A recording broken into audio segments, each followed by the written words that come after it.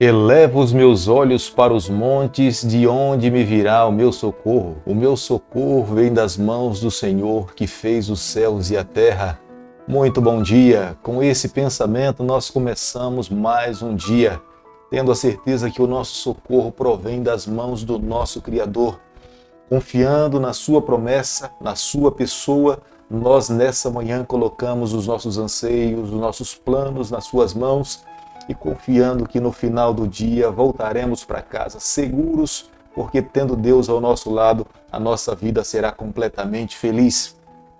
A palavra de Deus no livro de Salmo, capítulo 100, o verso 3, a Bíblia diz o seguinte: Sabei que o Senhor é Deus, foi Ele quem nos fez e dele somos o seu povo e rebanho do seu pastoreio. Salmo, capítulo 100, o verso 3. O Senhor é Deus. É Ele que nos fez, pertencemos a Ele e Ele hoje nos pastoreia. Isso traz paz, alegria, satisfação para a nossa vida, sabermos que temos um Deus pessoal, amigo, que nos acompanha em toda a nossa trajetória. Nesse canal, a cada dia, nós dedicamos as primeiras horas da manhã para estudarmos um capítulo da Palavra do Senhor. E nessa manhã convido você a ter nas mãos a Palavra de Deus, no livro de 1 Samuel, capítulo 12, o verso 1. Então disse Samuel a todo Israel: Eis que ouvi a vossa voz em tudo quanto me disseste, e constituí sobre vós um rei. Nós não podemos enclausurar o nosso Deus diante dos conceitos que nós concebemos da sua pessoa. Se nós enclausurarmos a Deus diante dos nossos conceitos, nós iremos criar um Deus que não existe. A humanidade pode até falhar, mas o Deus que nós servimos, ele não falha. Ele dirige as atividades da sua igreja, ele conduziu o seu povo no passado, ele conduz a sua vida hoje, nos momentos que nós estamos vivendo. Deus sempre busca estar ao lado dos seus filhos com o objetivo de salvar. Ele quer nos levar para que nós possamos um dia voltar a estar na sua casa, na sua companhia, vivendo ao seu lado por toda a eternidade. O capítulo que nós estamos estudando nessa manhã, Samuel faz um discurso reafirmando a sua decisão de entregar a sua função de juiz, mas ele permanece como sendo profeta e intercessor diante de Deus. Ele faz um apelo a toda a nação de Israel a seguir a Deus restritamente de acordo com o que Deus está pedindo. O Deus que nós servimos, o princípio do seu reino, se baseia na liberdade. Ele dá direito que os seus filhos possam fazer as suas escolhas. Embora ele saiba o final desde o começo, mas ele não interfere no processo da escolha dos seus filhos. Na entrada da terra prometida, na Palestina do povo de Deus, Deus os advertiu para que eles não pudessem copiar o mesmo estilo de governo dos povos que estavam ali na terra de Canaã. Mas ele não interferiu no momento em que o seu povo escolheu decidir buscar um rei para si. Embora Deus soubesse do final dessa escolha, mas ele não interferiu na decisão do seu povo. As escolhas que nós fazemos hoje não apenas afetam o momento que nós estamos vivendo, o nosso presente, mas elas também irão afetar o nosso futuro. Por isso que nós precisamos a cada dia consagrar e colocar nas mãos de Deus o nosso direito de escolha, santificar e permitir que Deus conduza a nossa vida. No capítulo 12 de 1 Samuel, verso 3, nós vemos um testemunho de um líder de uma vida ilibada. Como nós precisamos, como líderes, como Samuel. Samuel se coloca diante da congregação e faz um discurso relatando a sua integridade. Os bois naquele período eram objetos de cobiça daquela época. E Samuel coloca-se diante da nação e fala que tudo aquilo que ele conquistou foi de uma forma íntegra, honesta. Em nenhum momento ele recebeu suborno para que ele pudesse enriquecer ou acrescentar um animal dentro das suas posses. Tudo que ele recebeu foi de forma honesta, de forma íntegra. Como nós precisamos de pessoas com nível de integridade e de caráter como Samuel.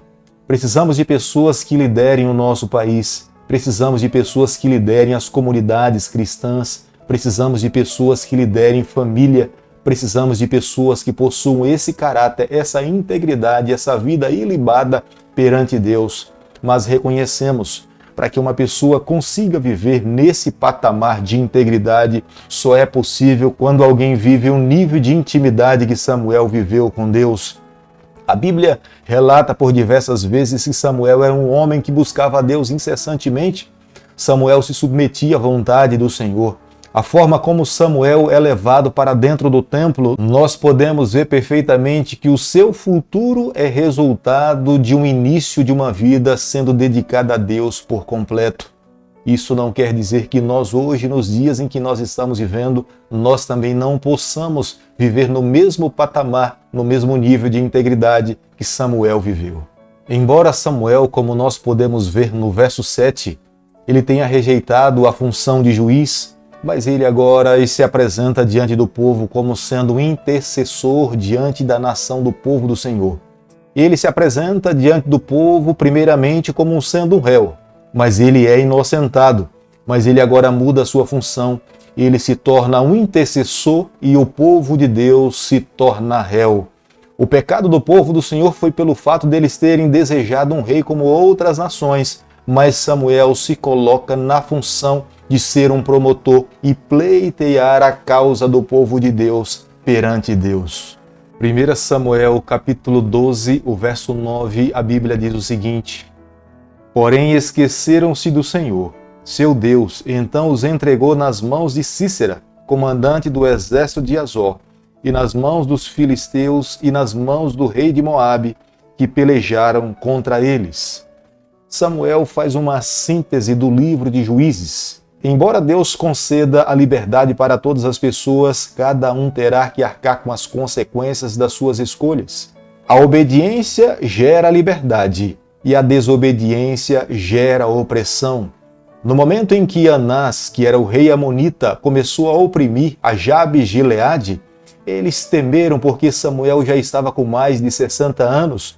Em vez de depositar a sua confiança no Senhor, eles acabaram pedindo um rei para que pudesse ir à sua frente e lutar as suas batalhas. Eles literalmente estavam rejeitando a Deus como sendo o supremo rei e estavam em busca de um homem para que pudesse ir à sua frente e lutar as suas batalhas. Nesse momento, Samuel apresenta ao povo o seu pecado e Samuel se coloca na condição de um promotor para interceder diante de Deus, para que Deus não abandonasse o seu povo.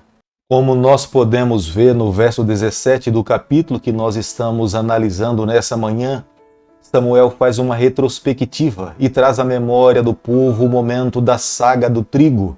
Era um período em que naquela estação do ano era muito seco, mas como Deus tinha assumido a aliança com o seu povo, Deus enviava os trovões e a chuva e o povo tinha alimento para poder se alimentar.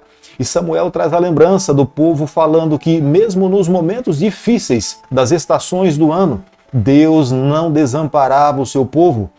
Como é que eles poderiam sobreviver se eles não tivessem a mão de Deus sobre a sua vida? Todas as promessas de riquezas, de prosperidade, de um povo forte, de um povo que venceria os seus adversários, estava atrelada à dependência de uma vida ao Senhor. Sem o Senhor, eles não chegariam a lugar nenhum. Mas como nós podemos ver no verso 20 do capítulo que nós estamos estudando nessa manhã, uma vida de obediência deve ser resultado de amar a Deus. Samuel vivia dessa forma. Não era um peso para Samuel servir ao Senhor. Pelo contrário, Samuel servia ao Senhor por amor ao Senhor. Samuel reconhecia a bondade de Deus. Samuel sabia que se ele não servisse ao Senhor, quem era digno que ele pudesse adorar ou servir naquele período? Por isso que Samuel, diante do seu discurso, ele apresenta à nação de Israel a necessidade de abrir os seus corações, de confiar em Deus, de obedecer ao Senhor como resultado de uma vida, de um relacionamento pessoal com o Senhor. Não deveria ser uma obrigação, não deveria ser um fardo, mas eles deveriam reconhecer que a mão do Eterno foi Ele mesmo que tirou os seus pais do Egito e os levou para a terra prometida, que era a terra de Canaã, que agora eles estavam, mas eles deveriam ter um coração agradecido, reconhecer a bondade e a grandeza de Deus sobre as suas vidas. Querido amigo, não pode ser diferente nos dias em que nós estamos vivendo. Quando nós falamos de uma vida de obediência a Deus, e você deve ter visto isso E muitas vezes nas páginas da palavra de Deus, eu e você, nós não podemos nos esquecer.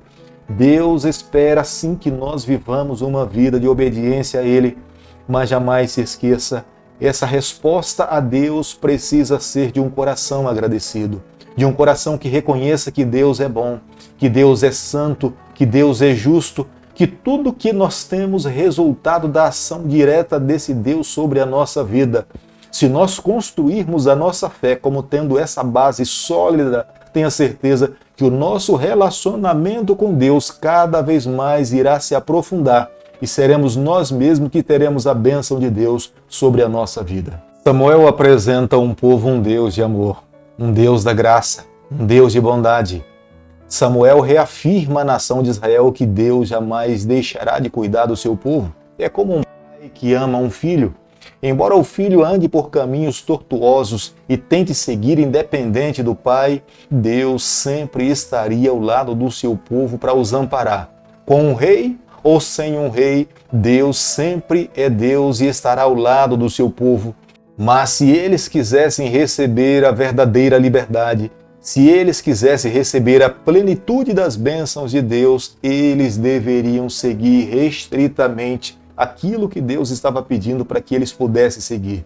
O objetivo final de Deus era preparar um povo para que pudesse salvar todos os povos da terra. E Deus tinha Israel como sendo o seu filho, o seu povo especial.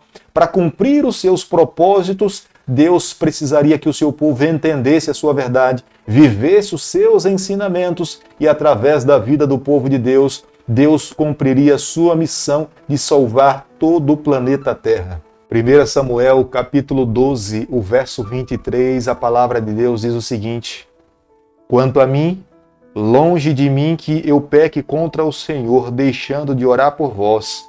Antes vos ensinei o caminho bom e direito. Samuel coloca diante do povo a necessidade de viver uma vida dependente de Deus, uma vida de oração. O povo sabia da importância de ter um homem de Deus que era intercessor. Samuel estava deixando de fato a função de juiz devido à sua idade, mas Samuel agora assumia a função de um promotor diante de Deus, clamar pelo povo, pela nação de Israel.